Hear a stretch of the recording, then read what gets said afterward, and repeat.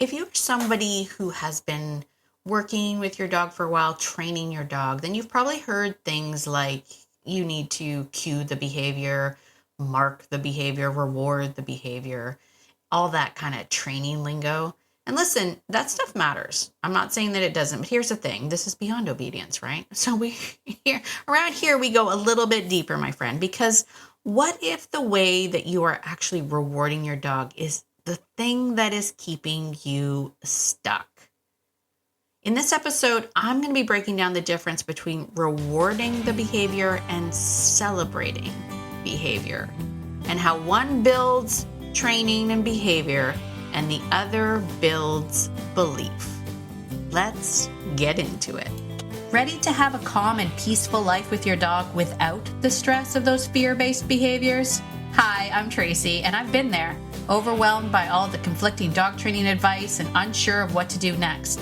But now I help dog lovers like you simplify your life with your dog by building confidence naturally, fostering trust, and addressing those fear-based challenges. So, if you're ready, stop chopping those chicken wieners and let's get to it.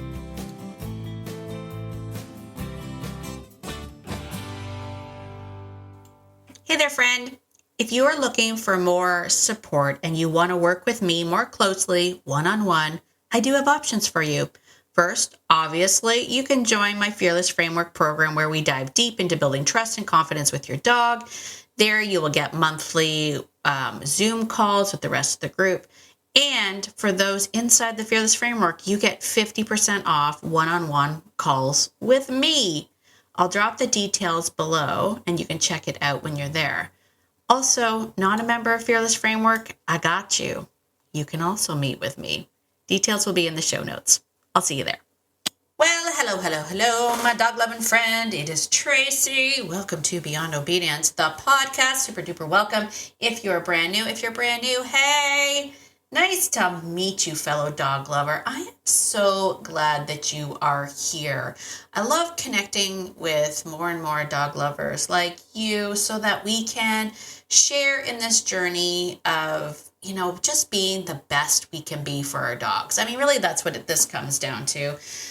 If you're brand new, this isn't your typical dog training podcast. We're not going to be talking about drills and techniques so much as we are talking about how we can show up and be the person that our dog wants to follow. I'll tell you, my friend, everything gets easier once you are somebody worth following. Everything gets easier. Life with your dog gets easier. Training, if you like that sort of thing. I mean, it's not my jam, but if it's your jam, no judge. But if you like that sort of thing, then, it gets easier. Everything gets easier with your dog. Living with your dog gets easier. Everything. Did I mention that everything gets easier? I don't know if I did. But if I didn't, everything gets easier. So much easier. So there you have it. Listen, today you're jumping in on a really, really great topic today because I've been talking, with some of the students inside the framework, and we were discussing some things. One of the things that comes up, actually, it comes up a lot when I think about, all right, let's be real. Facebook memories came up for me. That's what it comes down to. Facebook memories came up with me. If you're following me on Facebook, my personal page, I just shared a video of my youngest when I used to have my kids help out in the dog training classes. And anyway, super cute. But I was thinking about those days back when I was, doing a little bit more traditional training, right? Talking about, your leash and all this stuff, like the cueing and the marking, the behavior and all the things, right? Rewarding. One of the things that comes up the most, ask any trainer, one of the things that comes up the most is this idea that when we say to reward the behavior, most people think about the reward as the physical thing, like handing the dog a treat. Like, there's your reward. You did a good job. Here's your food. But we also talk about, like, especially when it comes to like training things like recall, we always say to the people, like, make sure that you're really happy and you're excited. Like, that's part of the reward, right? Telling them that they're a good dog. That's part of the reward. And while technically everybody would do it correctly. I mean, sometimes timing might have been off. Like that timing takes some time, if you know what I mean. But inevitably, we would see the same thing. People would say, you know, Fido, come, and then silence. And then once the dog got there, good dog, hand treat. Like, it's very almost robotic. Like, say the command, wait for the behavior, mark the behavior, good dog, then hand them a treat, right? Which would be your secondary reinforcer, blah, blah, blah. And inevitably, like, I would watch people and they would, you know, stand perfectly upright and be like, Fido, come. And then they'd wait. Good dog. Pat, pat, pat. Here's your reward. And it was so almost robotic. And I used to think that part of that was because, you know, maybe people are more embarrassed in a classroom setting. They don't want to really get into it and be really excited or whatnot. And and we would be like, can you be a little bit more exciting? Like, can you be a little more, like a little bit more? Like, let's remember, we want to act as if the dog would want to come to you, like that maybe you're fun, not just because of the treats you have in your pocket. And it was always such a strain to get people to really play into that, to really be like, can you be more excited? And that's a common thing. And again, I used to think it was because people were embarrassed. They didn't necessarily want to like act a fool in front of like other people in the class. I don't know. But I also see it other ways. Like, I think people were so tuned into this idea, like trying to get the steps right, like, and the timing right. Like, I have to say the word, then I have to mark the behavior, and then I have to reward the behavior. And we get into this sense. And so it feels like you're doing everything right. And yet you take your dog out into the real world and they see something in the environment, and you stand there and you go, Fido, come. And they're like, see ya, sucker. Like, they don't even hear you. They're just like nothing. And you go back to the training thing. You're like, I don't know. He didn't come when he was called. And it seems like, you know, something is missing. What's that thing? Why does the dog only seem engaged in the thing when there's something in it for them? And if you get into the environment, who's kidding who? Your little sausage treat probably ain't going to cut it. You know what I'm saying? But like, what if the difference isn't about like you didn't, like, it's not that you didn't mark the behavior correctly, or you didn't say the word correctly, or you didn't have your timing 100%. In a lot of cases, I think it's that you're lacking actual connection with your dog because you're so focused in the training. So I want to like just point out, first of all, this is not anti-reward and it's not anti-training. It's about the experience your dog is actually having with you, right? So I think like there's a couple of sort of core concepts here that I really want you to sort of sink your teeth into, if you will. And the first one is that rewarding the behavior, especially when we're using food, is transactional, right? It has that sense of, okay, you did a good job, here's your thing, right? But if we were to, in fact, celebrate that, if we were to actually celebrate the dog doing that thing, that, in fact, is relational, right? That has more to do with you and me together. I will tell you just very quickly, because this just happened, so it's like fresh in my mind. I've been taking my dogs up the hill, across the field of dreams. And for the dog, the field of dreams is a field full of horse manure. But I've been taking them up the hill, and then on the other side of that hill, there's a little forest, and we go in the forest, and we play on the rocks and the things, and we find the things. I will say, this is not, I just thought about this. But last night when I went, there was a moment where I was walking and Gunther had Nike had wandered off a little bit and Gunther had wandered off. But then Gunther came back like super fast. Like, and I mean like super fast, to the point where it made me look in the woods and be like, what did you just run away from? You know, like I had this vision in my head, like what, because he's like, he's 9 months. So I'm like, what did you startle? Like, did you kick up a bee's nest, or like, what did you do? Stir up a bear or something? Like, I was panicking. But anyway, that's another sidebar. But not last night, but I think it was 2 nights ago. We were coming up over the hill, and admittedly at the beginning of my walk, like the way that we set out on the walk is I let all of my dogs out. And if you know, you know, but 2 of my noofs that I have left, they're 13 years old. And so sometimes they don't want to go for the walk, and I don't make them go for the walk with me. So I usually say to my kids or whoever's home at the time, I'm going to take the dogs for a walk. Please watch and see who doesn't come, and then let those dogs back in, and then let me know who you've got so I can keep track of how many dogs I'm supposed to have on this walk. So the beginning of the walk, I have to admit, I'm usually not really focused on what's ahead of me because I'm kind of counting to see how many dogs I have. So I know it's like when you go on the field trip and you're like, you have to do the roll count before you leave and then the roll count when you go. I have to see how many I actually have. And so I was kind of looking around and I was like, okay, Levi came this time, but Eclipse didn't come this time. Dakota didn't come. So I'm like, okay, 1, 2, 3. And I look over and I see Gunther, and he's frozen solid, looking in towards the forest. And I didn't catch it at first, but as I look, my eyes focus in on the fact that he's staring at 3 deer. And I was like, oh no, because I don't think Gunther has ever seen a deer yet. So I was like, oh no. And I had that moment where I said his name, and he did look at me. Like, he did turn around and look at me. And I was like, this is a pivotal moment in time, right? This is where your dog is going to make a choice. So I was like, hey bud, let's go this way.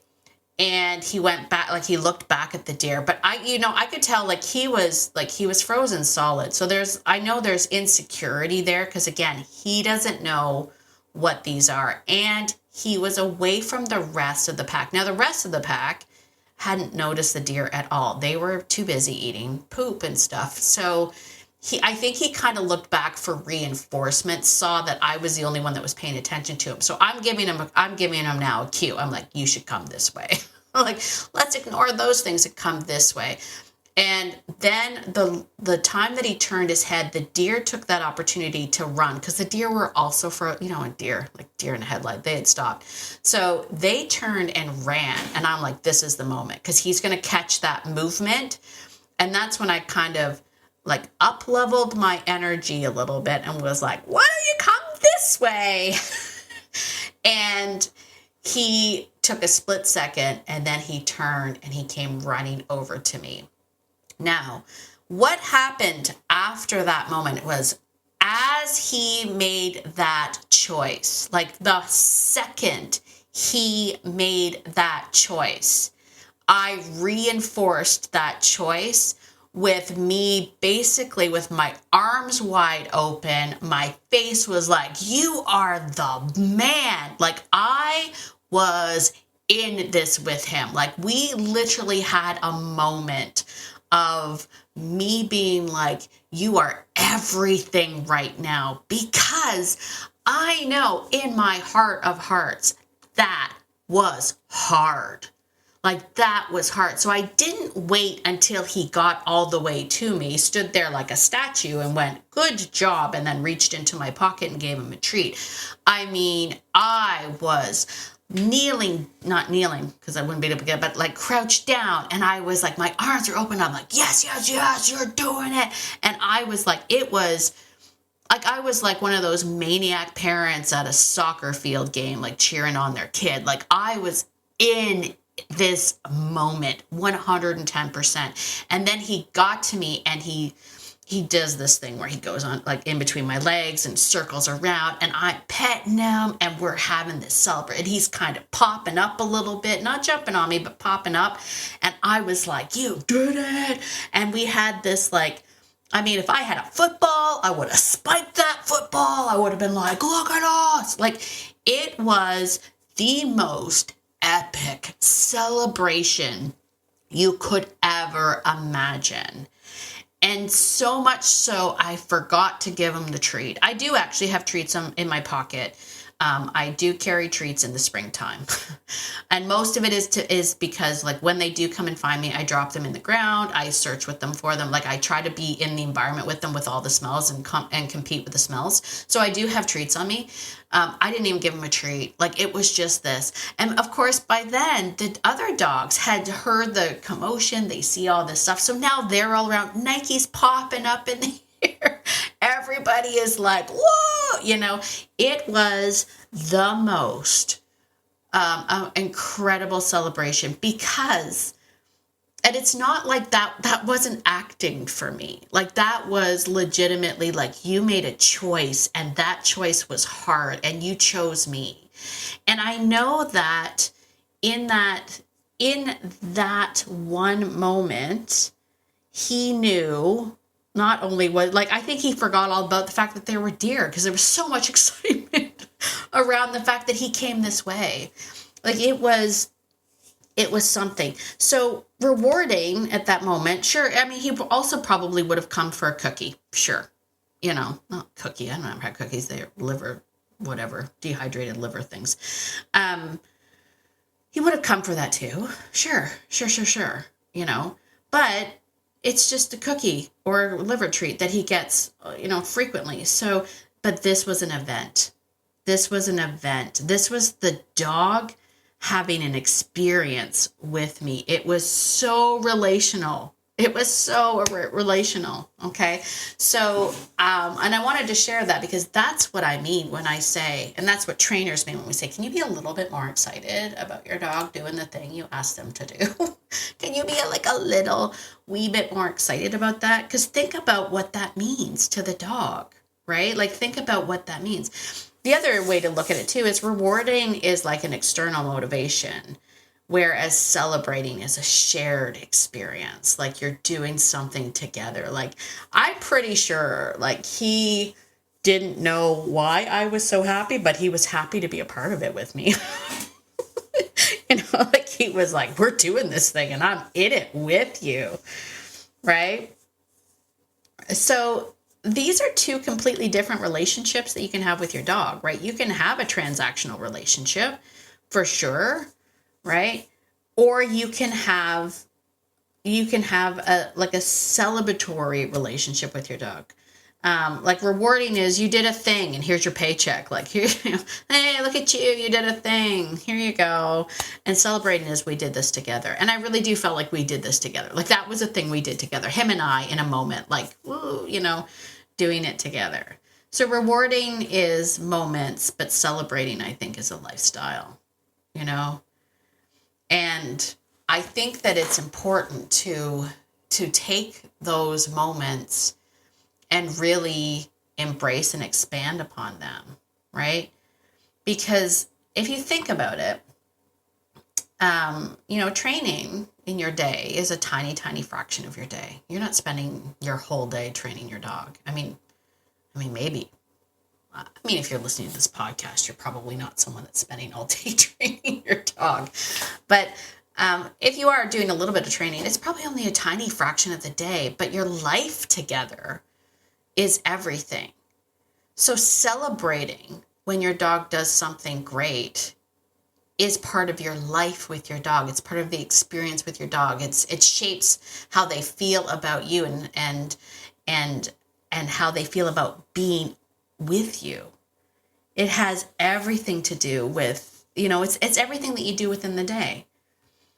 Right? And the beautiful thing about it is there's no treats required. If you ever find yourself in a position where you don't have a treat, you have this other practiced celebratory thing that you can tap into that is going to be just as good. I think is better than a treat. Treats can be, I've talked about this before about treats. I'm not anti-treat. Obviously, I've mentioned I use treats all the time. But the treat should be like the cherry on the top. It should be the other thing that you get after you get the incredible celebratory thing that you do. And I do that for everything. I was talking about getting a black eye, fat lip. I didn't get a black eye. I did get a fat lip.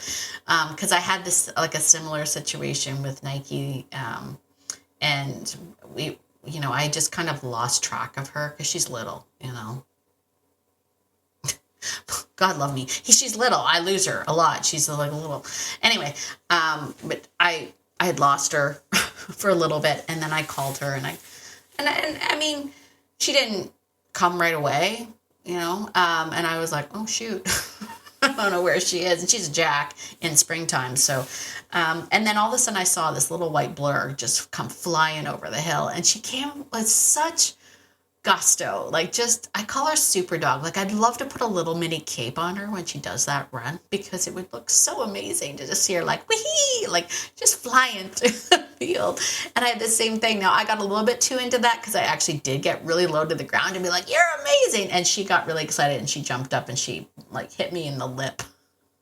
So sometimes my celebrations hurt. That's how much I get into this. I ended up with a fat lip.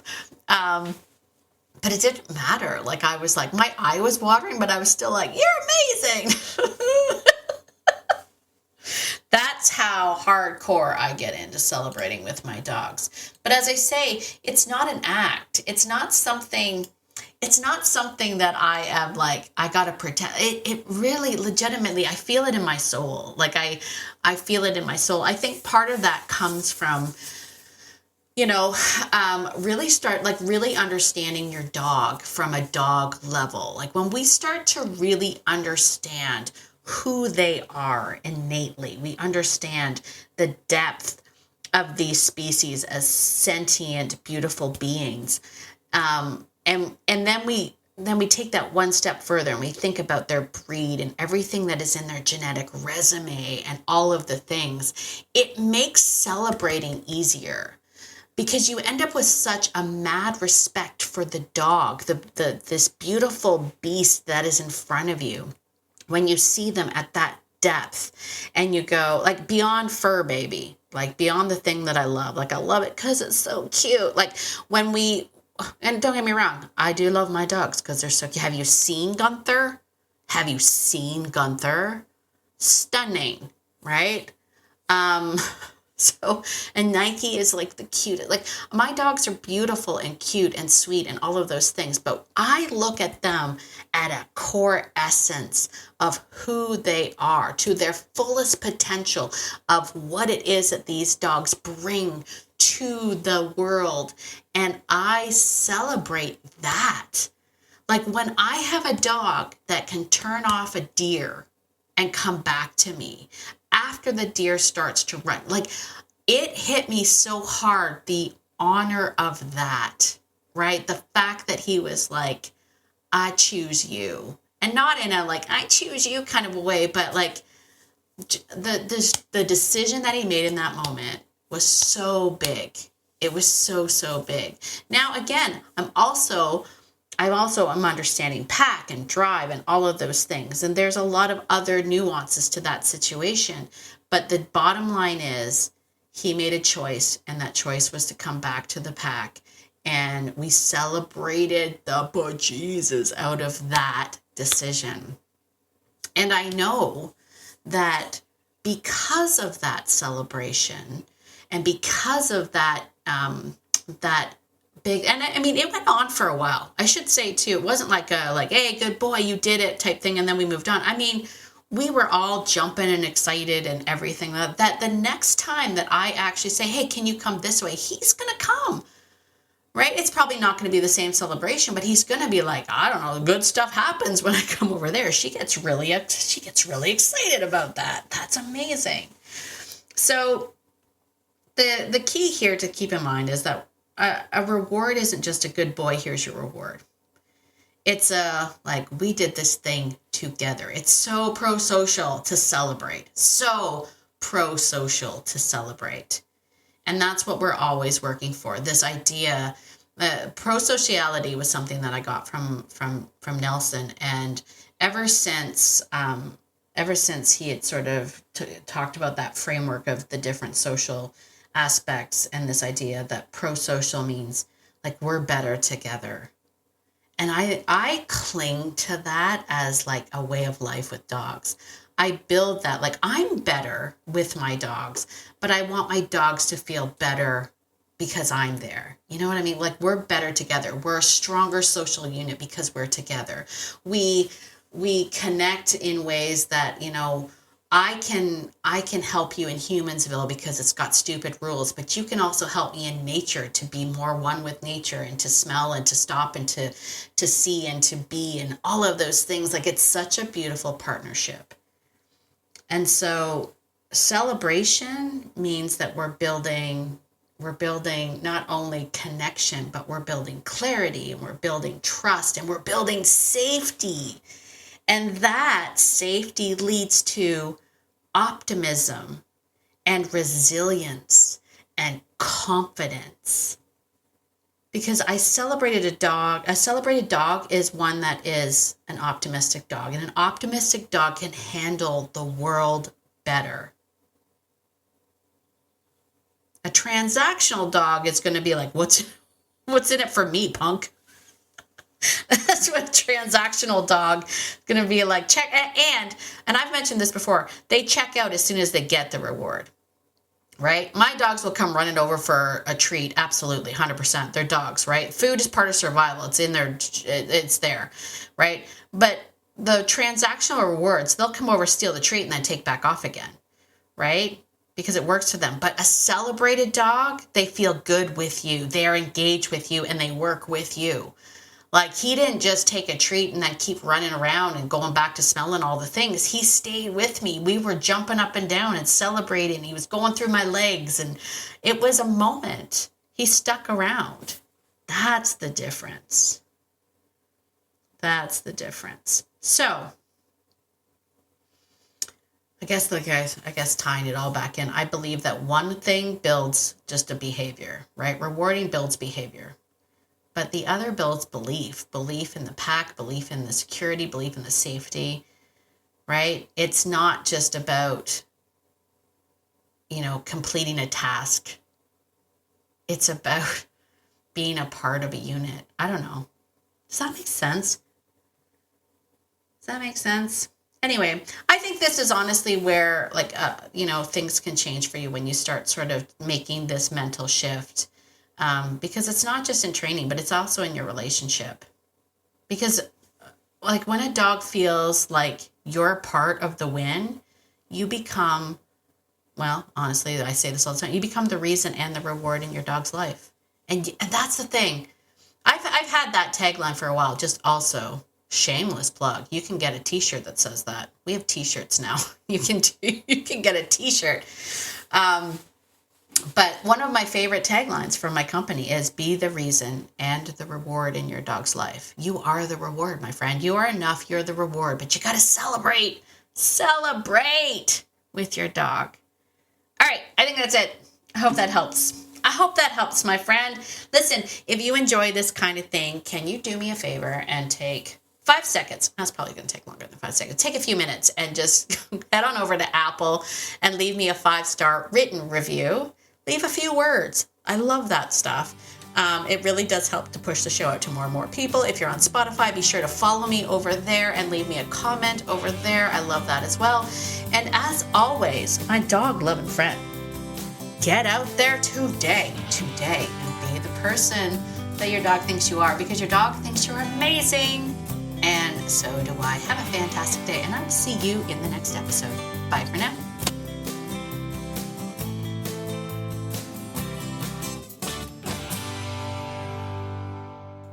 And one more thing, this podcast is meant for entertainment and education purposes only. It's not meant to replace hands-on professional training. If you're really struggling with your dog, please reach out to a professional in your area. All right, I think that's it. Bye for now.